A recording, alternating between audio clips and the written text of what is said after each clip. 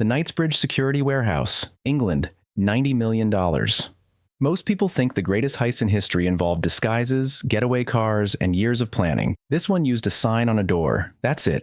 A piece of paper that said temporarily closed. And behind that door, $90 million in gold, cash, and jewels. Here's how a man with a criminal record longer than most people's CVs walked into one of London's most secure private vaults and walked out richer than a small country. Valerio Vice was an Italian national already wanted for over 50 armed robberies back home. He fled to England not to hide, but to find a bigger target. And he found one, the Knightsbridge Security Warehouse. One of the most prestigious private vault facilities in all of London. His method? He walked in, as a customer, politely asked to rent a safe deposit box. Charming, well-dressed, zero suspicion. The moment a staff member escorted him into the vault area, everything changed. Vicky overpowered the manager and guards on the spot. His waiting accomplices were let in through a side entrance. The sign went up on the front door. New customers kept walking past, unaware that inside, $90 million was being loaded into bags. No hostages, no explosions, just access and audacity. He was eventually caught, not by brilliant detective work, but because he couldn't resist coming back to England for his Ferrari. A fingerprint at the scene sealed his fate, 22 years in prison. But for one afternoon in London, Valerio Vice owned that vault. DB Cooper skyjacking, USA $200,000. Here's something that will bother you for the rest of this video. A man hijacked a commercial airplane in 1971, extorted the FBI for $200,000, jumped out of the back of the plane mid-flight, and was never seen again. We still don't know his real name, we still don't know if he survived, and we never will. This is the only unsolved airplane hijacking in U.S. aviation history. And it started with a man ordering a bourbon and soda. On November 24th, 1971, a man calling himself Dan Cooper, later misreported as DB Cooper, boarded a Northwest Orient flight from Portland to Seattle, one of 36 passengers, completely unremarkable. Then he handed a flight attendant a note. It said he had a bomb. He opened his briefcase just enough to show her red sticks, wires, and a battery. 3 demands, $200,000 in cash, 4 parachutes, a refueling stop in Seattle. The FBI handed it all over.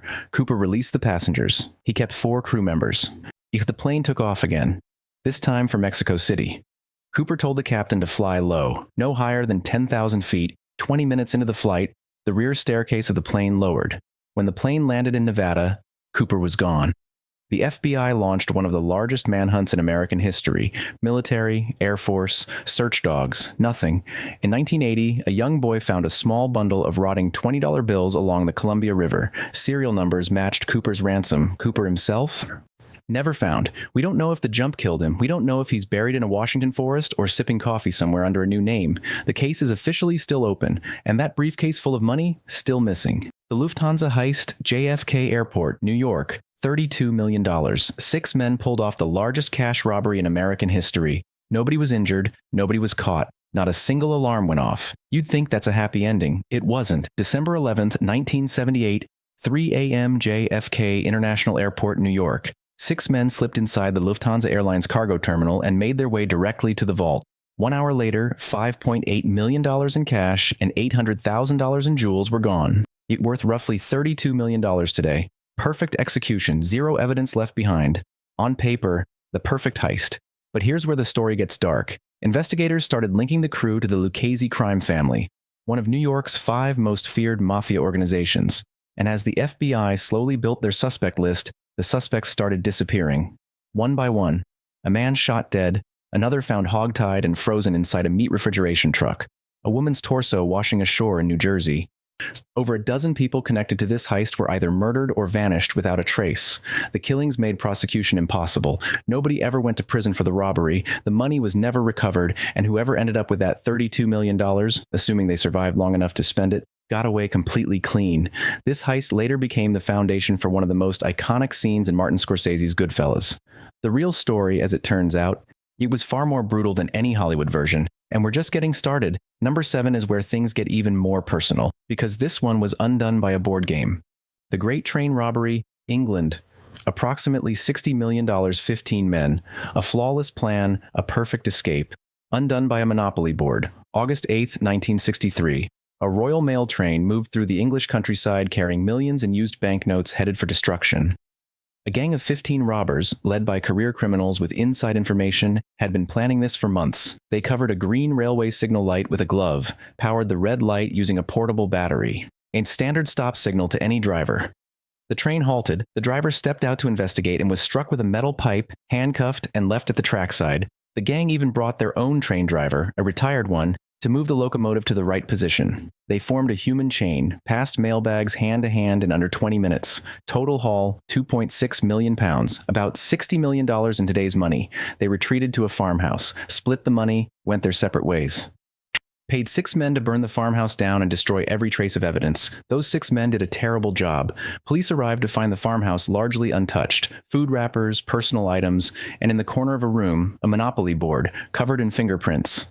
15 of the 17 gang members were arrested, convicted, and sent to prison. 1 member was acquitted, and one, the insider who provided the intelligence on the train, known only as the Ulsterman, was never identified. Not a name, not a face, nothing. He's still out there, somewhere. The Antwerp diamond heist, Belgium. I cost some $100 to $110 million. What if I told you this heist was planned for 3 years? That the thief spent those 3 years working inside the building he was going to rob? That he built a replica of the vault and practiced breaking into it for months? And that, after all of that, it was one moment of panic that brought the whole crew down. All except one man, who got away with $20 million and has never been found. Leonardo Notarbartolo was a professional thief. But to the staff of the Antwerp Diamond Center in Belgium, and where 80% of the world's cut diamonds pass through, he was just another diamond merchant. He had rented office space there for 3 years, attended meetings, completed small transactions, built relationships. He was also carrying a spy camera hidden inside his pen the entire time. Every vault visit, every corridor, every security door, recorded. He and his crew, Speedy, Monster, the Genius, and the King of Keys, used that footage to build a full vault replica elsewhere. They practiced the break-in for months. February 15th, 2003, dead of night. They entered the vault, dialed in the combination captured by a hidden camera placed days earlier, disabled the heat sensor with hairspray and styrofoam, blacked out the light sensors. The King of Keys picked the secondary gate. Monster cut the alarm wires. In complete darkness, they cracked over 100 deposit boxes using a custom corkscrew device. Hours later, $100 million in diamonds, jewels, and cash. Zero evidence. Cleanest job in diamond history. Then Speedy panicked. Instead of burning the evidence as planned, he dumped it in a forest. A landowner found it. Inside, envelopes addressed to the Antwerp Diamond Center. Surveillance footage, receipts, names. Leonardo got 10 years, 3 others got 5. But the King of Keys, the most meticulous, the most careful, the one who left absolutely nothing behind, but walked away with $20 million and vanished. No name, no face, no arrest. Security experts call him the greatest key forger who ever lived. He's still out there too. The Schiphol Airport Diamond Heist, Amsterdam. Essex, Sire, Artides, Ayers. $120 million. Every expert will tell you the most secure place to move diamonds is through an international airport. Cameras everywhere. Armed security, ground crews watching every vehicle on the tarmac. These thieves didn't care. February 25th, 2005. Amsterdam's Schiphol Airport. A KLM cargo truck sat on the active tarmac preparing to transport a safe full of uncut diamonds to Antwerp. Ground crews were working. Security was present. There were witnesses in every direction. 2 vehicles pulled alongside the truck, one disguised as an airport security car. Armed men jumped out, pointed weapons at the drivers, and ordered them out. The drivers stepped aside. The thieves jumped in the truck and drove it off the tarmac. The whole thing took minutes, in broad daylight, in one of Europe's busiest airports. The diamonds, many uncut, making them nearly impossible to value, were estimated at $120 million. In the single largest diamond robbery in history. The true value could have been even higher. A handful of arrests were made. The bulk of the diamonds were never recovered. $120 million in rough diamonds. Gone. Somewhere right now, those stones might be sitting in someone's collection. Cut, polished, sold on the black market to buyers who have no idea what they're wearing around their neck. The Baghdad bank robbery, Iraq, $282 million. Imagine showing up to work one morning, normal day, coffee in hand. You walk to the front door, and it's already unlocked. You go inside, the safe is open, the vault is empty, and 3 of your colleagues are simply gone. That's exactly what happened to employees of the Dar es Salaam Bank in Baghdad in 2007, except this wasn't a few $1,000s missing. It was $282 million in U.S. cash, more money than the entire GDP of several countries. 3 bank guards were believed to have walked out overnight with everything. Not a single alarm, not a single witness. In a city gripped by war, surrounded by militia checkpoints, they vanished. It was suspected the guards had help from militia members who smoothed their passage through every security point in Baghdad. In a war zone where chaos was the daily reality, 3 men and $282 million could disappear without anyone asking too many questions. No arrests, no recovered money. If the Iraqi press barely mentioned it, and the question that nobody answered, why was a single bank in Baghdad holding $282 million in American cash in the middle of a war, was never publicly explained. To this day, it remains one of the most brazen inside jobs in financial history, and one of the most forgotten. The Isabella Stewart Gardner Museum heist, Boston, asked $300 to $500 million. 2 men disguised as police officers, 81 minutes, 13 masterpieces worth up to $500 million. And here's the detail that will stay with you. The empty frames are still hanging on the museum walls. Right now, today, exactly where the paintings used to be, because the museum's own policy says the frames cannot be removed. March 18, 1990, 1:24 a.m., Boston, Massachusetts. 2 men in police uniforms arrived at the Isabella Stewart Gardner Museum claiming to respond to a disturbance. A young guard, one of his first overnight shifts, buzzed them in without authorization. Museum policy clearly stated, never let anyone in after hours. He let them in anyway. The second guard came to see what was happening, and both men were immediately handcuffed, taken to the basement, secured to a steam pipe, and wrapped head to toe in duct tape. Then the 2 thieves walked back upstairs. For 81 minutes, they strolled through one of America's most prestigious museums, unhurried, deliberate, studying the collection, choosing Rembrandt, Vermeer, Degas, Manet, 13 pieces of art, $300 million at the time, over $500 million today. The largest art theft and largest property crime in U.S. history.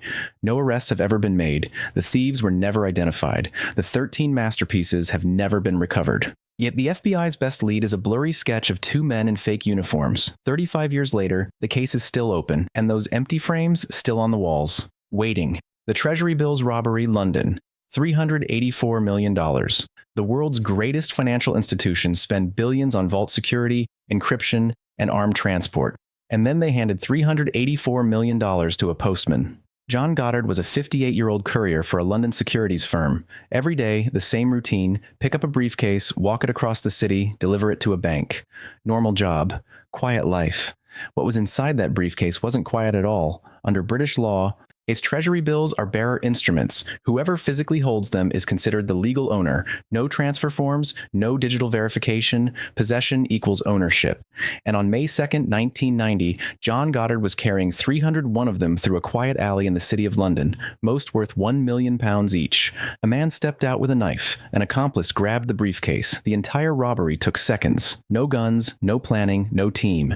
2 men and 1 blade, and $384 million changed hands on a sidewalk. The Bank of England moved quickly to cancel most of the bills, but a portion had reportedly already entered laundering channels. The perpetrators were eventually caught, but the damage was done. After this robbery, the entire system changed. The way the world moved high-value financial instruments was never the same again. All it took was 1 knife, 1 alley, 1 courier who never saw it coming. The Central Bank of Iraq, Baghdad, $1 billion. Every robbery on this list carried risk, planning, danger, the very real chance of getting caught. This one had none of that, because the man who ordered it owned the bank. March 18, 2003. The night before U.S.-led coalition forces began bombing Baghdad, Saddam Hussein made one decision: the Americans were not getting his money. He sent his son, Qusay Hussein, to the Central Bank of Iraq with a handwritten note. The note authorized a withdrawal of $1 billion in cash. Qusay arrived with trucks. Over 5 hours, bank staff loaded wooden crates packed with $100 bills into the vehicles. $1 billion. Moved in broad daylight, authorized by a signature, executed by the bank's own employees. When American forces entered Baghdad days later, the vault was empty. Qusay was killed by U.S. forces in July 2003. Saddam was captured in December, hiding in a hole near Tikrit. When soldiers searched one of his palaces, they found approximately $650 million hidden inside the walls, packed in cash behind plaster and concrete. The other $350 million was never found. It is the single largest theft of cash in recorded human history. No disguise, no vault to crack, no alarm to disable, just absolute power, and a handwritten note.